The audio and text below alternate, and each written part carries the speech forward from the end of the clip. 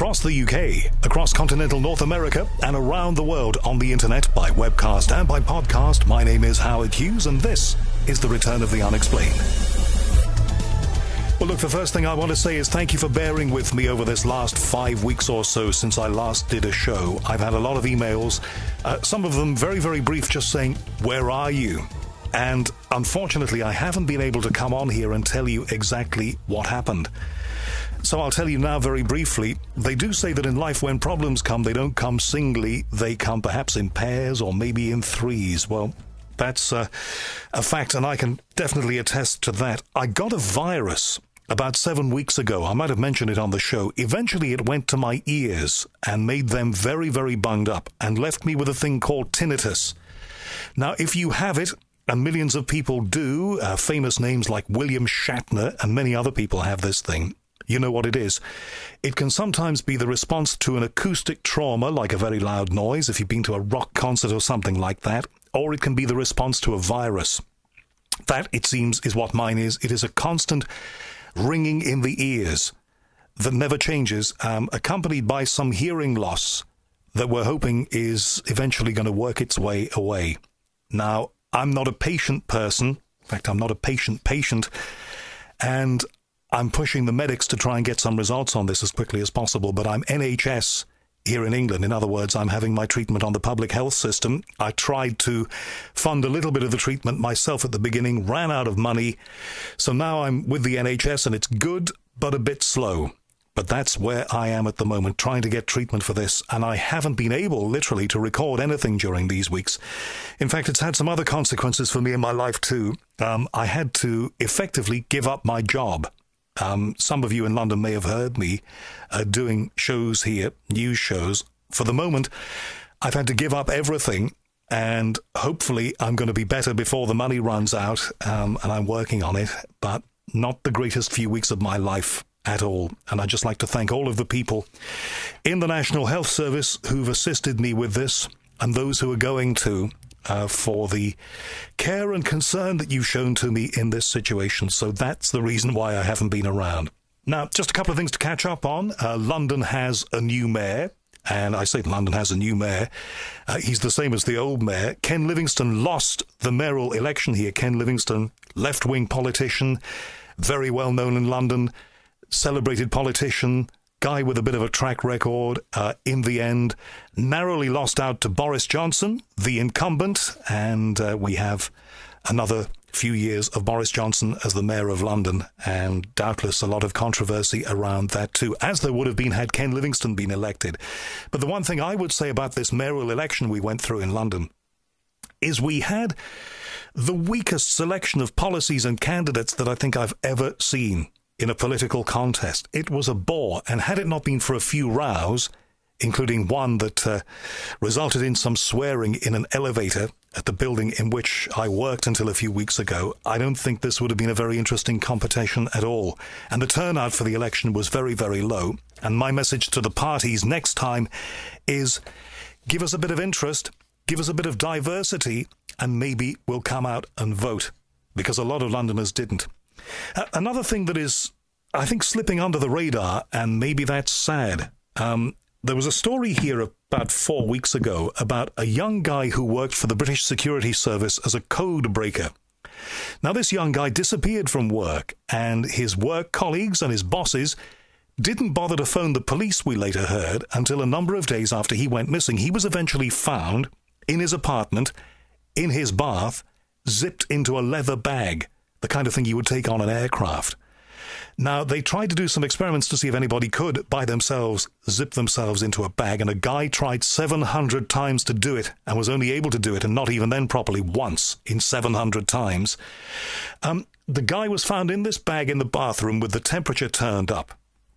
Now, that is a classic way to speed up decomposition. What that would have meant is, as this body decomposed, and I'm trying to put this as nicely as I can, the residues would have run from the bag and down into the bath and away. So any DNA traces of anybody else who might have been there, gone. Pretty much so. And that's why the inquest into this guy's death returned a narrative verdict that is basically saying we don't quite know what happened here. and that's the way it's going to stay unless somebody investigates it. I don't think I'm big enough and brave enough to do that, but it is unlikely, I would think, that somebody could find themselves by themselves in a situation like that. But hey, life never fails to amaze, and maybe that was the case. But it has all the hallmarks of a fantastic conspiracy theory investigation if somebody's going to be big enough and brave enough to do it. Because if this guy did not die in a natural way, I say in a natural way, by his own machinations, then who else and what else was involved? A fascinating story. Up here in the Northern Hemisphere, we have springtime. That has been marked, of course, this being the United Kingdom, by a lot of rain and some weird weather, some strong winds. Sunshine today as I record this, but we've had some very strong winds. And around the world, there's been some very odd weather too. I was listening to CBC radio from Canada last night, and in Yellowknife, where it ought to be warming up now in the far north of Canada, they had snow last night. So, a lot of strange weather. But, I'm hopeful that we're going to get some kind of summertime. Now, thank you very much for your many, many emails, by the way. I will get back to you as soon as I can. Lots of emails, lots of great suggestions about guests. In fact, we're about to talk with a guest that you suggested here on The Unexplained. I'll tell you more about that in just a second. Thank you to Adam Cornwell at Creative Hotspot in Liverpool for bearing with me over these weeks.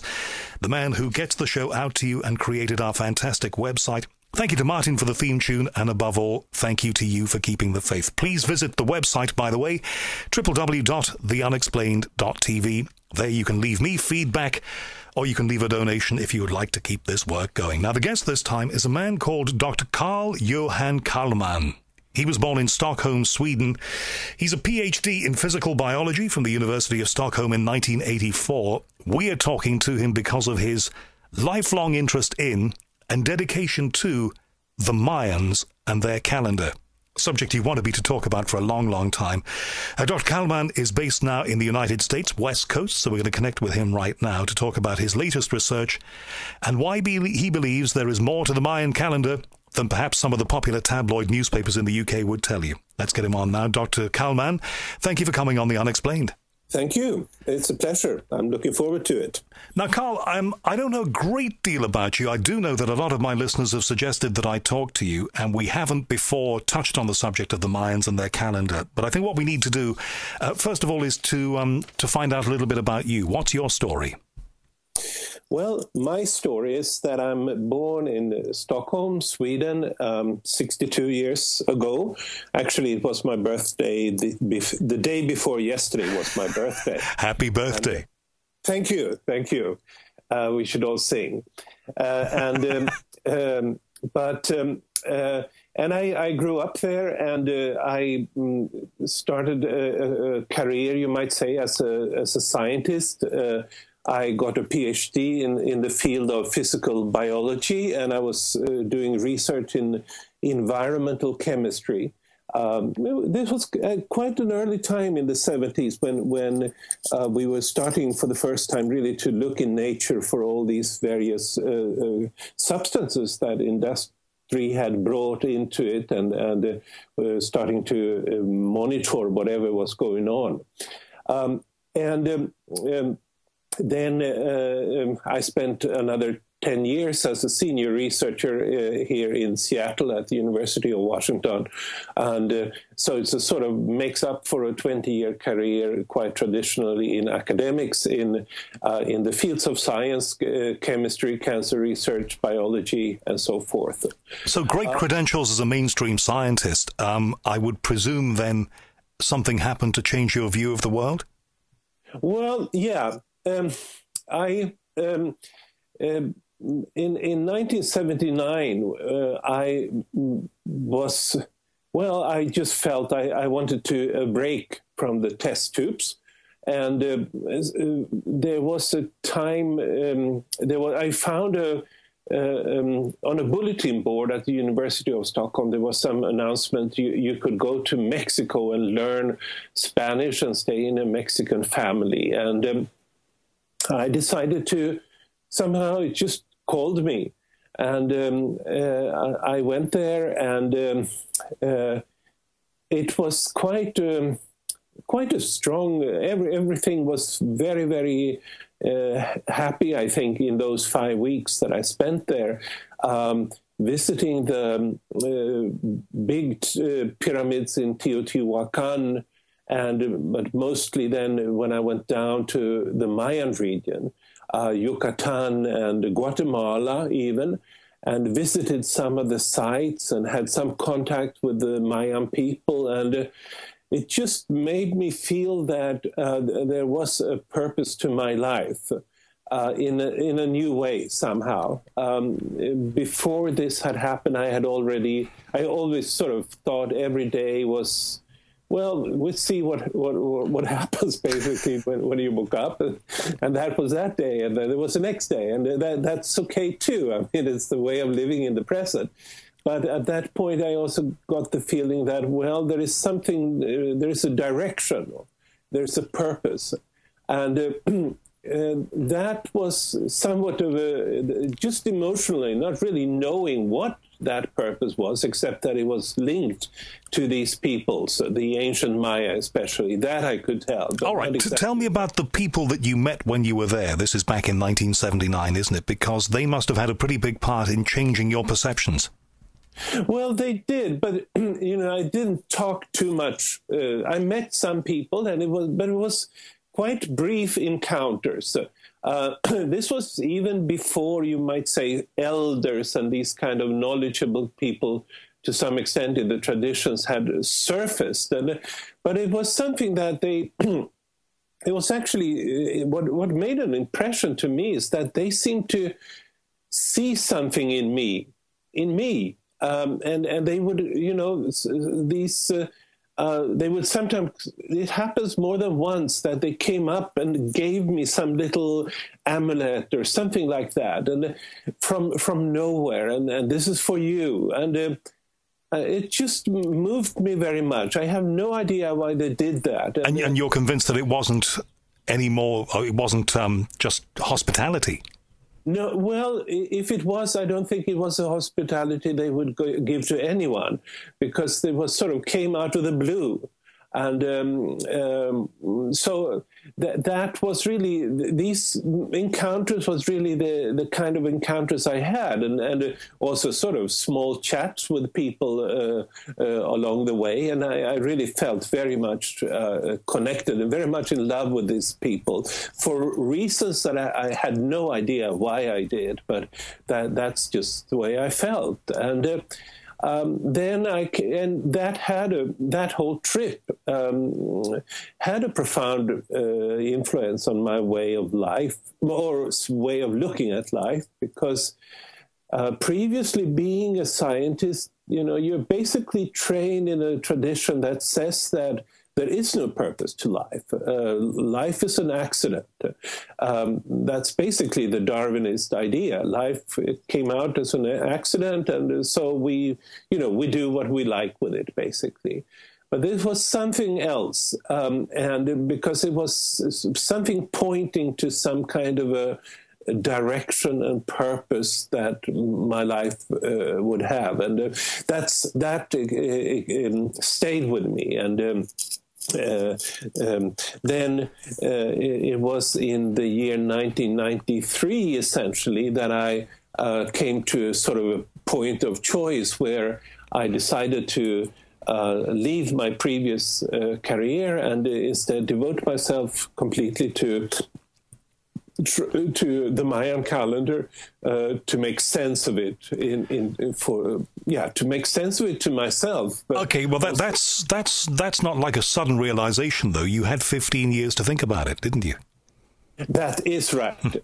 And things changed also in this time. I moved to America, and then I came here where in what you call a heyday of New Age, which was like the years 1986, 87, 88. And I read Jose Arguelles' book, The Mayan Factor, which was published in 1987, and where he outlined an idea that the Mayan calendar is some kind of a template of how history unfolds, and put it in a spiritual context. which I had not really consciously done myself. And then came this event where I also participated, called the Harmonic Convergence, which it was a large-scale event. I would suspect maybe 100,000 people or something like that, especially in the US, but in other parts of the world too, participated. And then sort of that gave some kind of a context to all the interest that I really had felt when I was in Mexico a couple of years before that.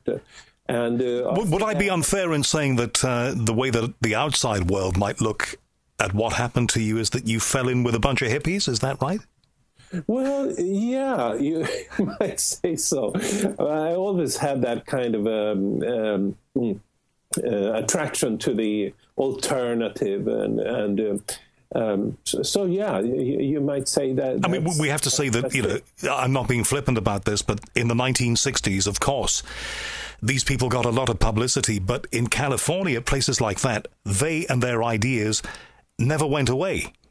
And I think for the rest of us, over here in Europe and what have you, life went on. We forgot about transcending this day-to-day world and all the rest of it. In the 70s, the 80s and the 90s passed by. And it's only now that a lot of us are coming back to these ideas. I think so. Yeah. Okay, so there you are with the harmonic convergence and on the brink of doing something different with your life, yeah? Yeah, and I started to go more frequently from Seattle to Mexico, and I would actually spend sometimes a full week inside a temple down in Palenque, and also travel around between these different pyramids and. Just trying. I really didn't know what I was doing. I was just following a calling, you might say. But I was happy doing it, and it was sort of exciting. What am I supposed to meet here? But I did have a very strong feeling that I'm supposed to do these things, and until 1992-93, I never came up with any sort of original thoughts of myself about the Mayan calendar. And I remember at one point sort of trying to start to write something about it, but nothing really, it didn't flow, so to speak. But then there came a shift point there, and when it just started and I couldn't stop. And even though I was basing myself then on what I read from other people's works, it soon turned into something that was very original and really was not coming from somebody else. It just came through me, so to speak. And that's how you decided that this was going to be effectively your life's work. I think we have to explain for people who only read the tabloid newspapers in places like the UK and only read these stories about 2012, it's the end of the world, the Mayans said so. I think we first of all have to explain who the Mayans were, because they were very, very special people. Yes. It's a people, a Native American people, that we can track them back maybe 5,000 years when they started first to cultivate maize. Sorry, not mice. That's a language thing. They didn't cultivate mice. They cultivated maize, or corn, as we say in America. Mm-hmm. And then about 2,000 years ago, there are mushrooming cities, pyramids, in the region that is today Guatemala and southern Mexico, Yucatan, Chiapas, and so forth. And they develop a special culture around royal dynasties, you would say, and who are some kind of a shamanic kings, because they also have these functions of providing the contact of their peoples to the other world, so to speak, the world behind the veils, as shamans would talk about. So a long time before we were around, here was a group of people who had a lot in common with another group of people who were thousands of miles away from where they were, the Egyptians. And the question that a lot of us have been asking for a very long time, and it's hard to find any kind of rational answer for it, is there's so much in common between these two groups of people. How can that be at that time? There was no internet at that time. There was no radio at that time. How could they have been so similar? Yes. Well, the solution to the Mayan calendar that I have come up with is basically that we're all part of a global mind. In other words, our brains are in resonance with a global brain, or it's actually better to say each of our minds is in resonance with a global mind. Now, are you saying that is our connection to what people call Mother Earth, or is that our connection to each other?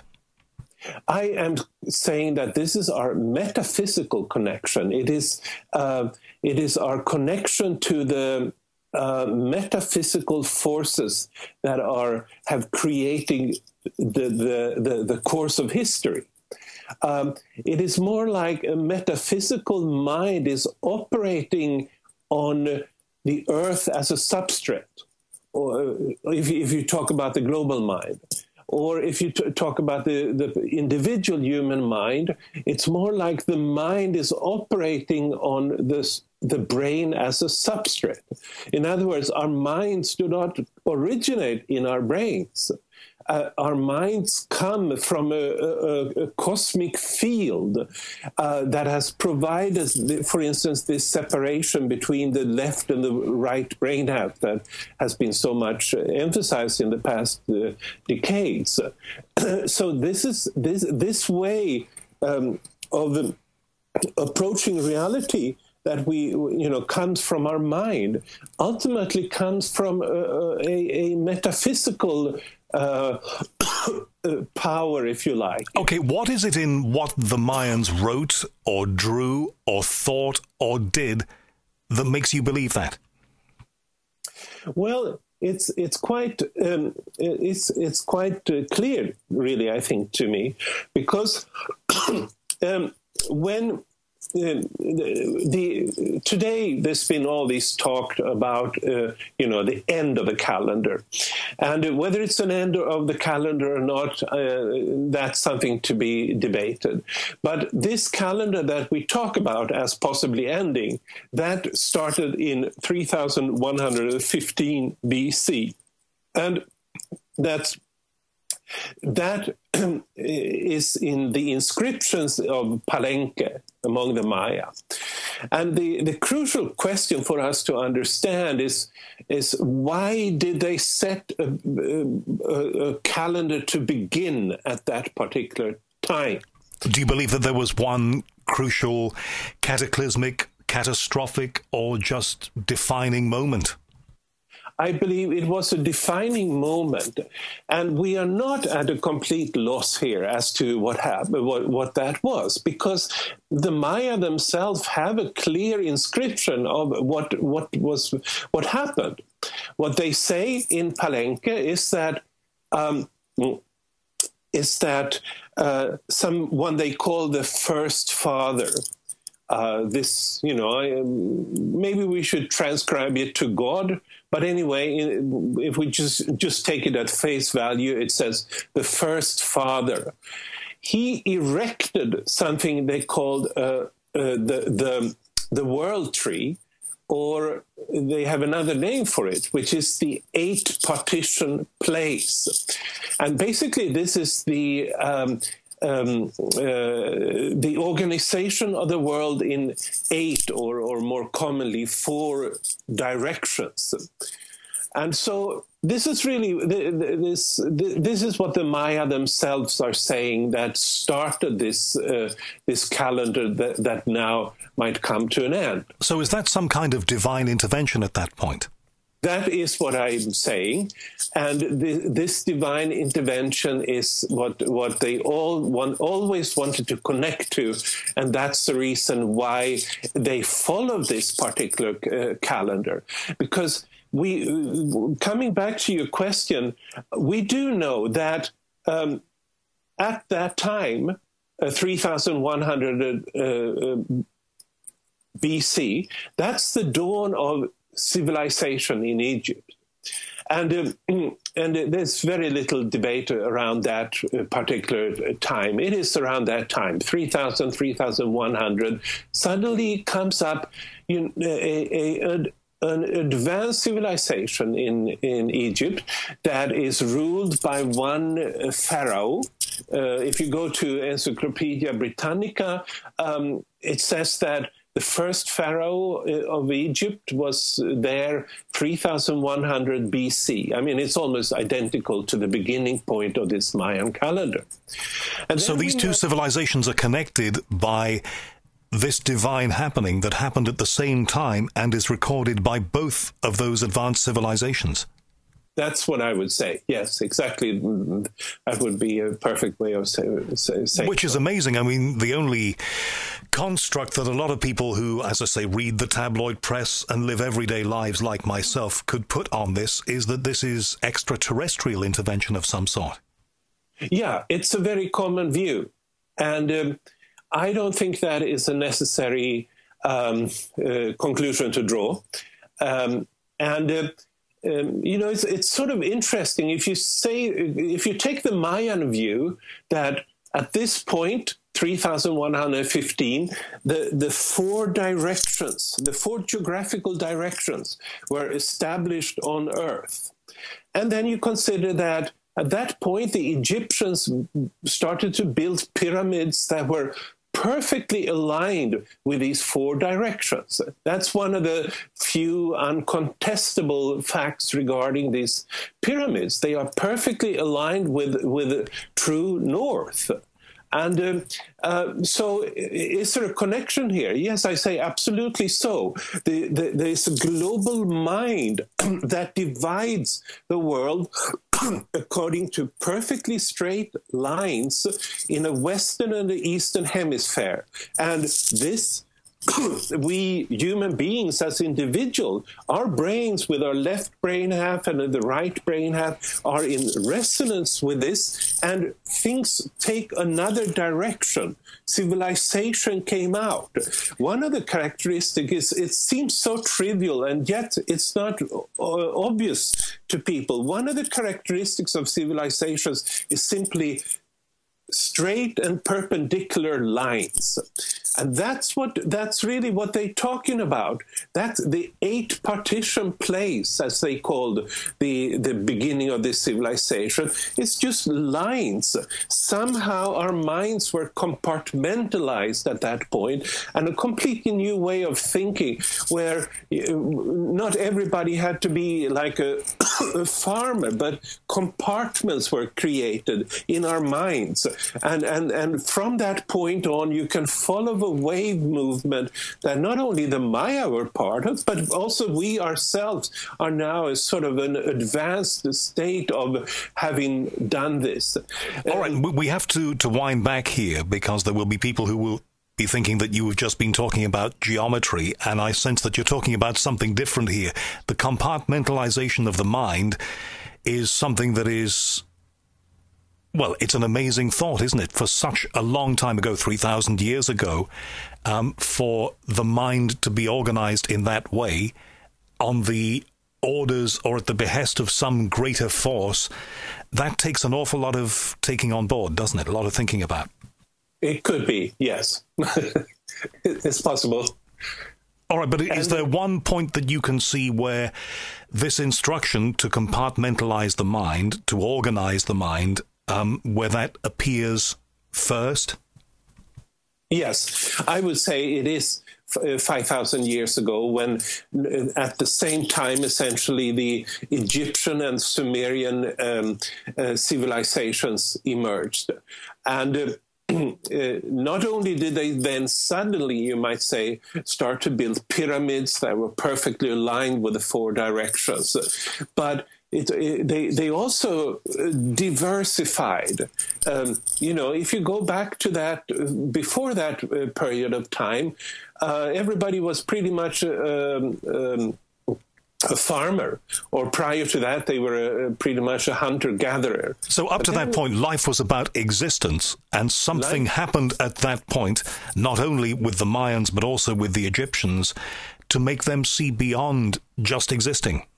Yes, and started to organize the world in a different way, in compartmentalizing the world, if you like. So the fascinating thing here is who handed the blueprint over? Where did that come from? They say this great universal presence, this big thing, this God, whatever you want to call it. But that is a seismic event, isn't it?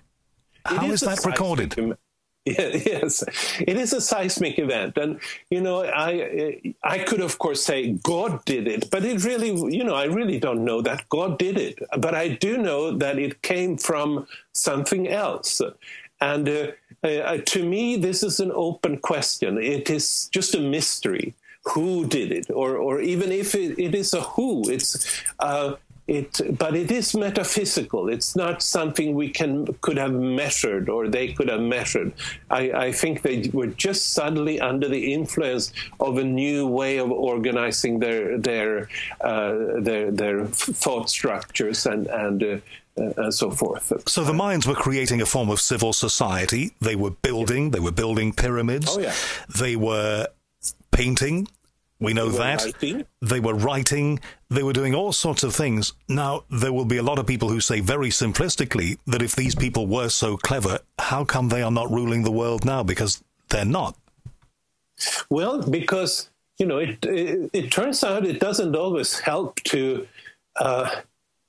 to begin with, I think it's sometimes overstated that they were so clever, to be honest with you. This is, in many respects, in terms of mathematics and literature, the old world was ahead of the new world. But in one respect, I think the Maya were ahead of the rest of the world. That was in the respect of having a cosmology that, to me at least, makes sense and had a calendar linked to the cosmology, so that metaphysical events could be linked to a calendar and used for predictions, for prophecies. And that, I think, they had a very advanced culture. So their calendar was not only looking back to things that had happened and chronicling those, it was also forecasting things that would happen. Yes. So forever, there were certain time periods, and at those, they would celebrate a shift. Now comes a new 20-year period, a cartoon, as I would call it, and then it would be the task of certain specifically designed prophets in each city that would be given the task of saying what they expect would happen in this 20-year period. And so they had developed an advanced art of things. It turns out, though, that there are many geographical aspects of this calendar, and the wind was no longer on the back of these people living very close to the equator. These powers, these four directions that I talked about earlier, tended to move the edge of civilization northwards. At least in the northern hemisphere. And so they came into a backwater, you might say. And for this reason, they're still around. Don't know if it's 5 or 10 million Mayan descendants of these ancient peoples. But they, before the Europeans came even, they stopped to build pyramids. They stopped using the calendar system. So there was a clear decline. And my interpretation is that these four directions, if you look upon them as metaphysical powers, they actually moved away this edge of civilization from the Maya. So, as you say, the focus of everything was moving towards us here in Europe. It was moving north from where they were. Could that have been simply something physical, like a change in the weather, a change in the climate? Well, that's of course what many people would suspect. I think I have really shown in a very systematic way that this develops according to patterns that could not be just explained in such a way, but it would go too far to just let me say that I think I have a strong case for anyone who goes into my books that this is not just a matter of weather. It's a metaphysical plan in operation. Now, these people who were so spiritual and had such intelligence and such foresight predicted that the time we are living in now, certainly from everything that I've read, is an important time. That is something that's pretty much not in dispute, but what is in dispute is what that means. Yes. Okay. Well, let's go back to what we actually know here. And despite all the talk that you find on the internet and all the books and so forth, there is only one existing inscription from ancient times that talks about our own time. In other words, that talks about the time when the 13 Baktuns would come to an end. And this particular inscription is from a place called Tortuguero. It's outside of the more famous Palenque in Chiapas in southern Mexico. And this inscription says that something they call the 9-storied god or 9-step god would then appear in his full regalia. The god of period endings, you might also call him. Bolon Yokti Ku. Is this the force that started the Mayans on their chronicling of events 3,000 years ago? Is it the same force? I would say so, yes. So whatever it was that appeared then and made a step change in their thinking is also going to appear to us very soon. Right. Or has already done so, I would say. But if it had already, what is that then? Is that our growing knowledge of spirituality, our growing dissatisfaction with the way the world is organized? Is that what it is?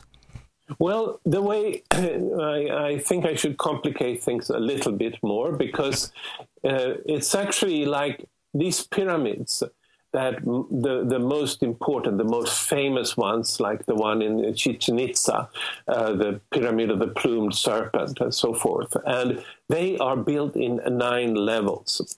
And so I think what they are symbols of 9 particular calendars, 9 particular waves of evolution.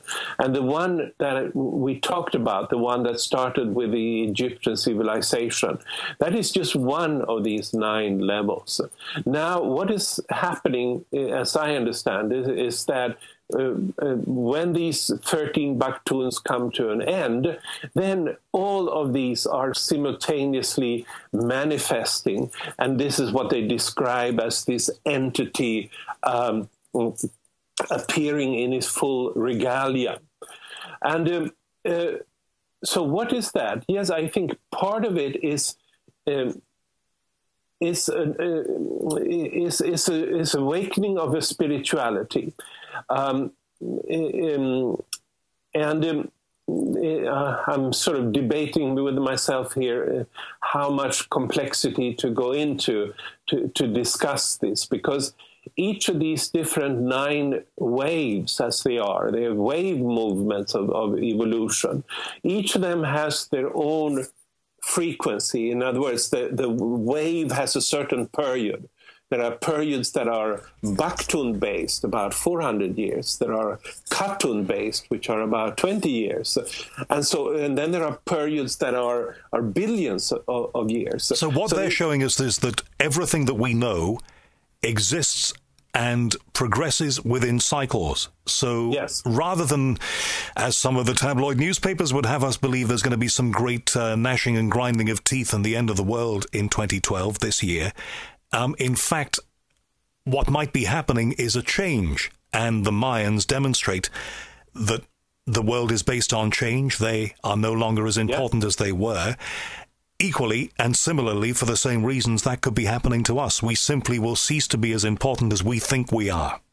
Yeah, and when you know things about these things, I mean, it's sort of like a joke. This whole thing about the end of the world and the Mayan calendar. There's absolutely no connection, and somebody made it up. And was it a couple of weeks ago? I was listening to this teleconference with some Mayan elders that were sharing the wisdom to people in the United States, and they sort of wondered, where does it come from, this idea that the world is coming to an end? It's not from us, from the Maya. And I was going to say that, welcome to the world of Hollywood or something like that. So in other words, what's happened is, as so often happens with things that people don't understand, something gets lost in translation. And maybe there was an initial understanding of how these people believed in cycles and were remarkably clever because they could do things and build things, and they were able to chronicle time and predict future events.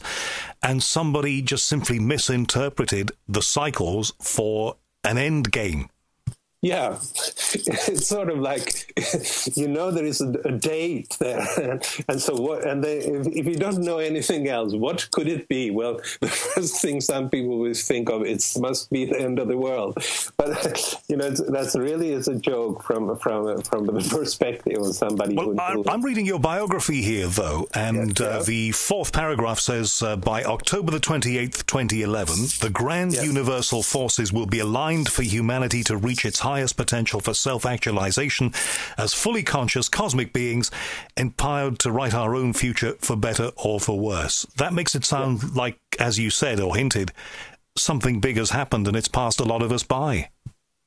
Well, maybe so, or it's just still there, and it's unfolding, and. There are things that I think I have been missing, not when these things that were written. I can't remember. I suppose this is my official biography.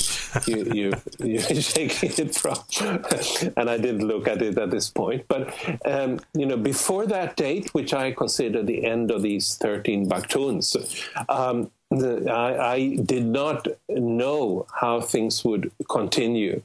And even if I did not a second think it would be the end of the world, how would the calendar system continue? And I think it's a very paradoxical situation, because all of these 9 waves, they have been there as giving us a full imprint. But at the same time, they are continuing. And, there is no date when everything will change, either now in the future.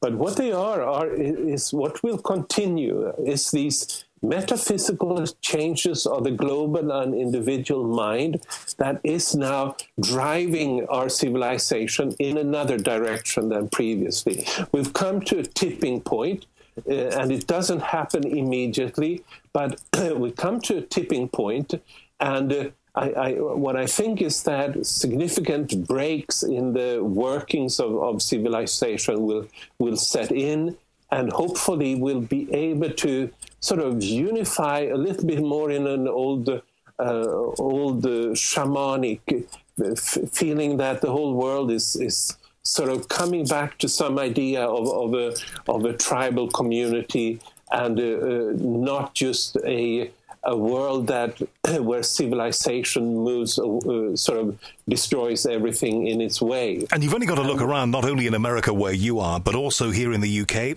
and really around the world, other than in places where there is complete and utter poverty, and maybe even in some of those places. But in this world that we inhabit, a lot of people are simply fed up with the way things are organized. A lot of us are discovering that, pensions that we've saved for are not going to be worth very much. A lot of things that we depended on, that were cornerstones and pillars of the society that we built, are turning out actually to be quite shaky. Yes, that is really the case at this point. And that's making an awful lot of people think about the nature of everything and where are we going. Yes. Rightly so.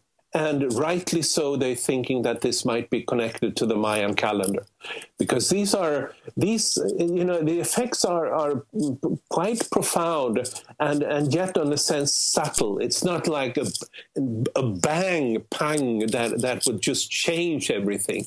That will not happen. It hasn't happened. But yes, there are a new constellation of waves of evolution influencing us, and at this point it leads us to really question that civilization has taken us so far. And I then mean this organizational mind that I talked about. But at this point there are new waves in operation that tend us to question that, and that we have to seek another way of cohabitating this world, and also cohabitating with each other. And this will affect our way of running economy and everything. It's these things ultimately go back to changes in the mind. And these changes in the mind, believe it or not, all I can say from the Mayan calendar, they have a metaphysical origin. There is a plan for how the world is changing, and it's being. We cannot do anything about that plan. We can only choose not to participate in it or not to. But the plan is in operation, and it's a metaphysical plan. And call it God if you like, but I'm not going to say with any certainty that it's God in any traditional meaning. Well, let me ask you this. Do you believe that, look, this is extrapolating a great deal, and probably none of this is going to happen. But if the Iranians got a nuclear weapon and there was some kind of threatened nuclear conflagration that perhaps involved Iran and Israel first of all, and then dragged in everybody else, and there were a lot of people poised to push the button, do you believe that at this point in our civilization some God force would step in and say, that's enough? To prevent it, you mean? Yes. Yes, but that's a God force. If it is, it works only through us. So it would still be the totality of human beings doing it. So the universal mind is the God force. Why not? That's whether there is more of a God force, that's possible, and I wouldn't know it.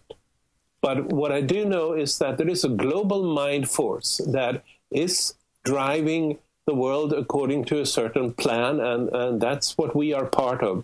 And it's working through us. It's not coming outside of us. It's through us. So this means, actually, and this is quite exciting, and other people have hinted this too, that if collectively enough of us got together and thought and believed the same thing, then we could change the world. I think so. I think so, as long as it's aligned with this particular global mind, yes. Okay, so there is a blueprint that is, I guess, for our greater good somewhere out there. And as long as we are collectively thinking something that is for our benefit, it will happen. Is that right? Yeah, I think so. That's assuming that the end of everything is good. And, of course, we see an awful lot of bad things happening in this world. How do they compute with that?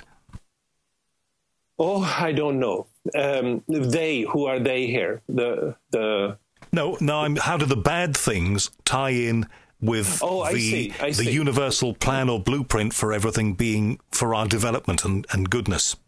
Yeah.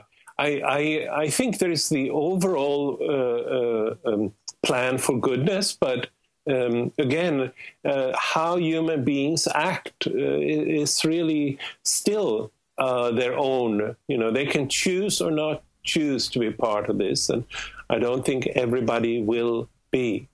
I don't believe there is like a force of evil, but I think there are people that are sort of becoming wrapped in the darkness of things in this process, and they may come across as evil, and certainly from another person's perspective may look as evil. But I don't really think that this is a struggle between good and evil. There's a plan, And I hope, and a plan for the evolution of mankind that has the best in our mind. And but it's up to us still, to what extent we want to be part of that, or maybe just some people just want to follow their egos. What they think is good for themselves as individuals will take precedence over everything else, and that's not very helpful for the rest of us or the planet's future.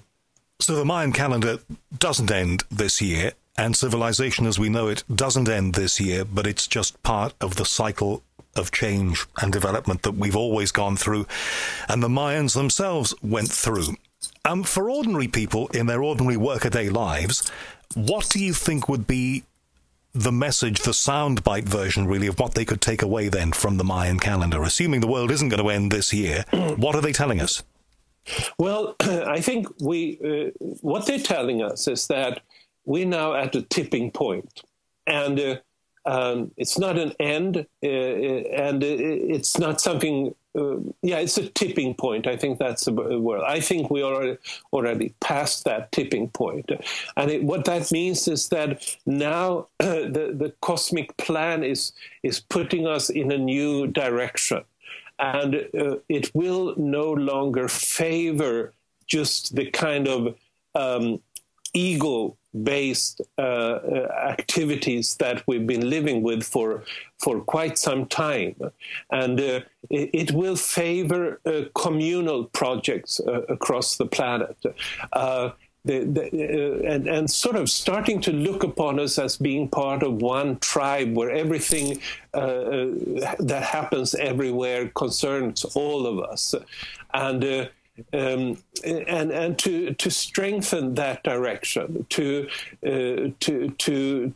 continue along such a world, and which is also another thing that I think is part of this. The message is that we must go towards a world where everyone is responsible, and what that means is that we'll have to favor more a world which is more egalitarian, where people have more equal say in everything. And in other words, we've got to start working together. Do you think that in 3,000 years from now, the equivalent of you and I may be having a conversation on a platform like this, if one exists like that, and saying, 3,000 years ago there was a society that had governments in different countries and continents, and they had this thing called the internet, and people were using iPhones and all that stuff, and of course, well, they died out. We're living in a different way now. Do you think that's going to happen? Yes, I think that's going to happen. It's something like that. Something like that, yes. Okay, what's your next project, Carl? Well, I'm finishing a book now. I think I have a month or two of it, and it's called, the title is not finalized. The subtitle is The Origins of Spirituality, Ancient Civilizations and Altered States of Consciousness. And it's a book that sort of brings these things together, and it's one that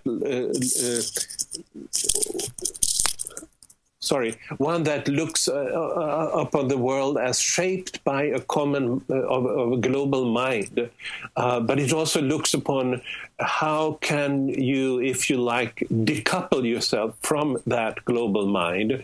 And that's what happens, I think, when people go into altered states of consciousness. And when you say altered states of consciousness, are they the kinds of things that various civilizations and even ourselves get into by meditation, the use of herbal substances, that kind of thing? That's exactly what it is, but it would also include like near-death experiences, and when people just come into what they experience as a different dimension. So that's what it is. So I'm finishing this book, and then maybe when I get some new strength, I will start on a new book, which is about the future of the Mayan calendar. Okay, well, you've been working on this now for more than 3 decades. Yes. I guess you've got at least another 3 decades of work to do by the sounds of what you've just told me. I think so. Well, Dr. Johan Calleman in West Coast, USA, Seattle, thank you very much for your time. If people want to read more about you and your work, have you got a website? I have.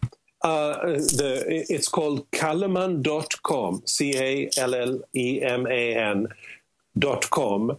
And there's also referrals to my books and a large number of articles. Yes. Well, Carl, thank you very much for taking time to be on The Unexplained, and I know people will be checking out your website, and we will link to it here on my website as well. Thank you very much for being here. Oh, thank you so much. I really enjoyed this conversation, and it really went very well, and I think we touched upon what needed to be discussed in this particular time. So thank you so much for having me on your show. In the United States, originally from Sweden, Dr. Johan Calleman there, and his views about the Mayans and their famous calendar. He is noted for being one of the greatest international scholars on that subject, so it was a great pleasure to get him here on The Unexplained. Thank you to Adam Cornwell for putting together the website and also for keeping everything ticking over during these last few weeks. Thank you to you for keeping the faith with me. I've got a number of shows that are going to be coming in quick succession over the next few weeks. I'm due to record another one in about 5 days from now, so look out for that. And it looks like the show is back on the road. It's been a difficult few weeks for me. I'm sorry that there have been no shows over these weeks, but I guess you can appreciate that it's been a bit of a worry one way and another. Thank you very much for keeping the faith with me. Thank you for your emails. Please keep them coming. If you want to make a donation to the show, go to www.theunexplained.tv. My name is Howard Hughes. This has been The Unexplained, and I will be back soon.